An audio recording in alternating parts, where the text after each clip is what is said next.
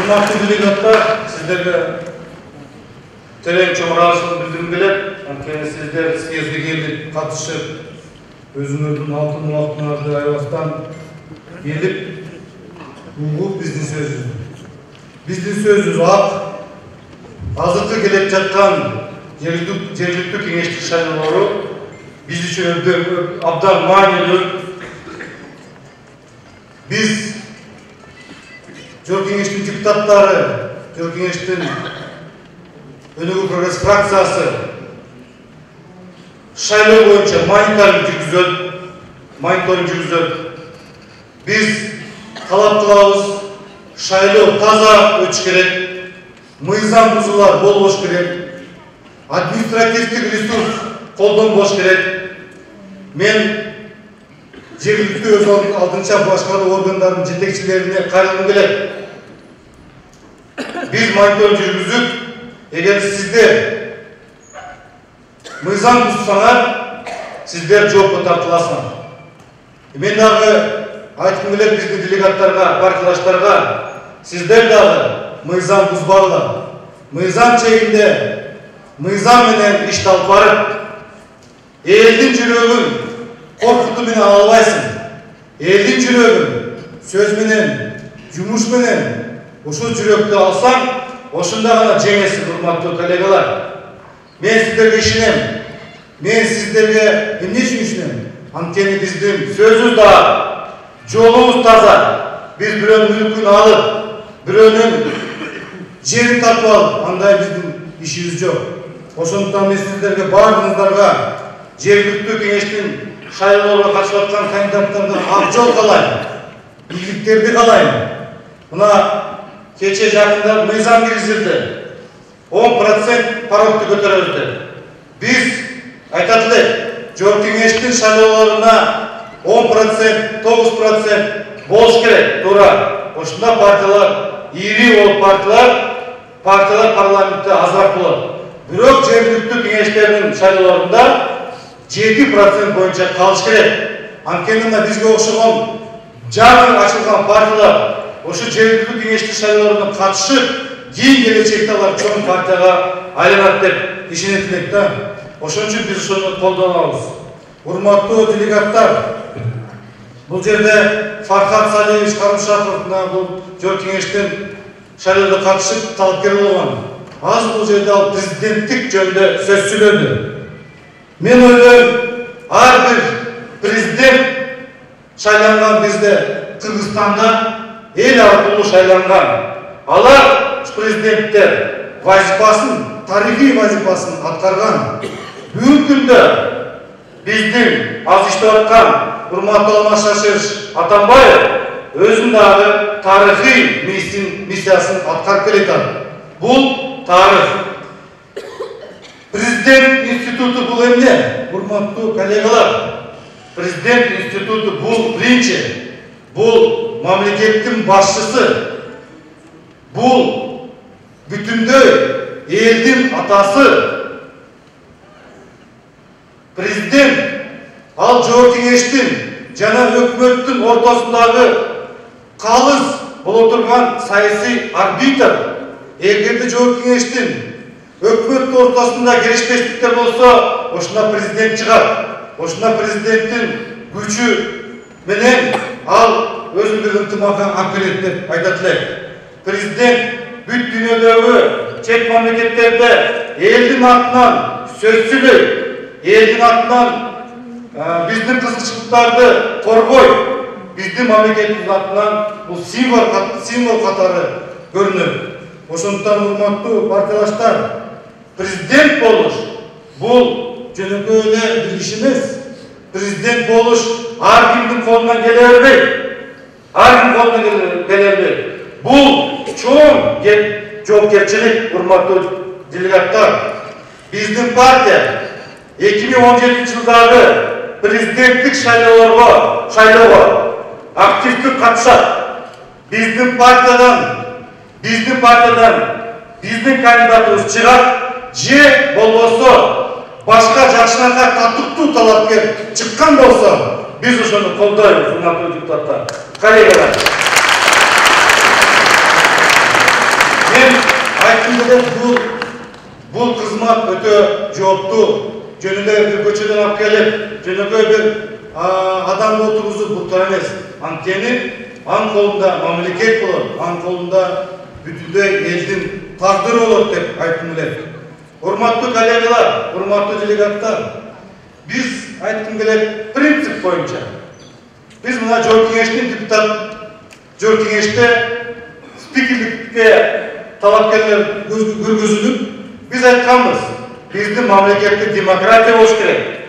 Кандай болбосун дагы парламентте плюрализм болуш керек.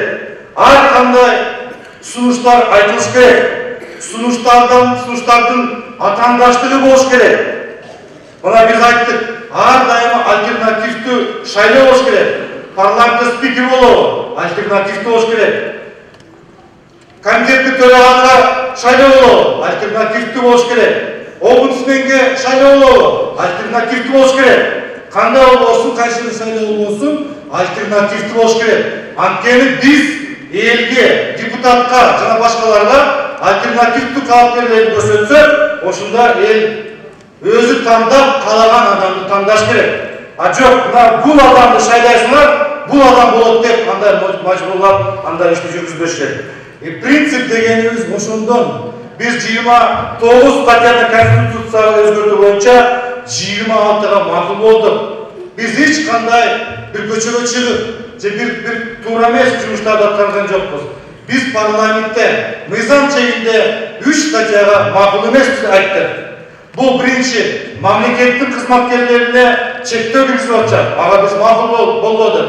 Экинчиси, парламентаризмге бир доо келип атат. Коалиция чыгыш үчүн 3-төн 2 депутаттан кол коюш керек деген. Добуш берди. Бул деген кагаз, бул деген мыйзам. Анан кийин ар бир депутатты кол койдуруп, бул деген туура эмес деп айтат элек. Үчүнчүсү бул прокуратура боюнча тергөө жөнүндө биз өзүбүздүн принцип боюнча турдук. Эмне үчүн? Прокуратура бул борбордук орган. Конституцияда так жазылып турат. Борбордук орган. Эмне үчүн биз каршы чыгып атабыз? Биз прокуратурада тергөө калсын деп атабыз. Бүт тергөөнү азыр милицияга, финполицияга жана СМБге беребиз деп атышат. Булар кимдер? Булар өкмөттүн мүчөлөрү. Алар борбордук орган эмес. А прокуратура бүгүнкү күндө бул жаза кылмыш системанын өзөгү турат. Өзөгү бүт тергөөнүн үстүнөн көзөмөл жүргүзөт. Мисалы мен сиздерге айтып коеюн. Мына милиция тергөө жүргүзүп атат. Эгер ал туура эмес тергөө жүргүзүлсө, мурда азыркы учурда прокуратура тергөөнү алып, өзү тергейт. Кийинки кандай болот? Милиция тергөөнү жүргүзүп атат, эгер туура эмес өзгөртүп аткан болсо, жүргүзгөн болсо, анын тергөөсүн алып, башка милицияга берип коет. Ошол туурабы? Туура эмес. Ошондон биз принципиалдуу түрдө бул туура эмес деп айткан сөзүбүз. Дагы эмне үчүн айтып атабыз туура эмес? Мына биз Молдованын тарыхын карап чыктык. Ал жерде аябай ошол прокуратура жок болуп, ошол тергөөлөр СМБ милицияда жана финполицияда болуп, ал жерде партиялар ошол структураларды күч катары аны колдонушту. Партиялар арасында атаандаштык болуп, ар бир партия ушул структура аркылуу башка саясий оппоненттерге колдонушту. Мына ошол жерден анан кийин саясий кризиске айланды. Биз ошону алып келгибиз келбейт. Ошон үчүн биз оюбузду айттык, жеткиздик. Бирок биз мына азыр 3-жолду каралап, ошол биздин принцибибиз. Эмне үчүн принцип? Бул тергөө бул көз карансыздындай мамлекет болуш керек. Эч кимге баш ийбей, өзүнчө бир мамлекет орган болуп, мына ошол тергөөнү көзөмөлдөш керек деп айткым келет. Урматтуу коллегалар, урматтуу делегаттар, мына азыр бизде жол кеңештин депутаттарыбыз бар. Жергиликтүү кеңештерге шайлоонун алдында мына талапкерлерди биз сунуш бердик. Мына азыр булар биздин депутаттар, талапкерлер саясий бир майданга кетип атышат. Анан суроо отурулат. Сен эмне үчүн ушул саясатка кетип атасың? Мына мага дагы суроо беришет. Сен эмне үчүн саясатта жүрөсүң? Айтышат, сенде бар жөн бар, ошол бизнесте жүрүп эле, өзүң бизнести карап, отура бербейсиңби жыргап эле депчи. Мен айткым келет, урматтуу коллегалар, мен өзүм жөнүндө айтып кетейин. Мен 22 жаштан баштап мен бизнеске аралашкам. 22 жаштан баштап 95-жылы жогорку шайлоодо болгон. Ошол 95-жылдан баштап мен коомдук саясий иштерге аралашкам 22 жашында. 25 жашында мен 600 адамдык бир чоң корпорация жетекчиси болгом. 33 жашында мен депутат болдум жогорку кеңешинде. 36 жашында мен министр болдум, өзгөчө кырдаалардын министринде министр болдум. 39 жашында мен партиянын жетекчиси болдум. Ошондон урматтуу коллегалар, мен жөн отургум келбейт. Бизге 150 000 добуш жогорку кеңеш шайлоосунда эл берди. Бизге ишенип, артып, мына бүгүнкү күндө дагы биздин жактоочулар көбөйүп атат. Ошолардын ишеничин акташ керек. Ошолардын жашоо турмушун өзгөртүш керек. Ошолардын жашоосунун деңгээлин көтөрүш керек деген ой менен мына саясатты жүрөбүз. Биздин бүгүнкү жергиликтүү кеңеш шайлоосуна бараткан кандидаттар ошол мааниде кетип атат деп эсептейбиз, урматтуу коллегалар. Мен айткым келет, урматтуу кандидаттар, эч нерседен коркпогула, мыйзам бузбагыла. Биз сиздерди коргойбуз, биздин күчүбүз парламентте бар, сөзүбүздү сүйлөйбүз. Биз эл үчүн, жер үчүн, мамлекет үчүн кетип атабыз. Биз өзүбүздүн кресло үчүн, өзүбүздүн кызыкчылык үчүн, өзүбүздүн бир үй-бүлөнүн бир турмуш үчүн ал үчүн эмес. Биз жалпы биздин өзүбүздүн мамлекетибиз үчүн. Баарыңыздарга ийгилик каалайм. Үйдө ынтымак болсун, үйдө жакшылыктар болсун, ар дайым дастуркондор жакшылыкка жайылсын. Биздин ата-апаларыбыз эч качан оорубасын. Биздин балдарыбыз келечекте билимдүү болсун. Биздин балдарыбыз келечекте эл үчүн кызмат кылсын. Министр, депутат, президент болсун деп айткым келет. Биздин балдарыбыз чоң даражага жетип, башка мамлекеттерге барып, биздин Кыргызстан атыбыздан сүйдүп, мына ушул балдарыбызды көрүп, башка мамлекеттеги инсандар биздин Кыргызстаныбыз, Кыргызстан мамлекети деген өнүккөн мамлекет деген деп баалап жүрсүн. Барларына ден соолук каалайм. Чоң рахмат.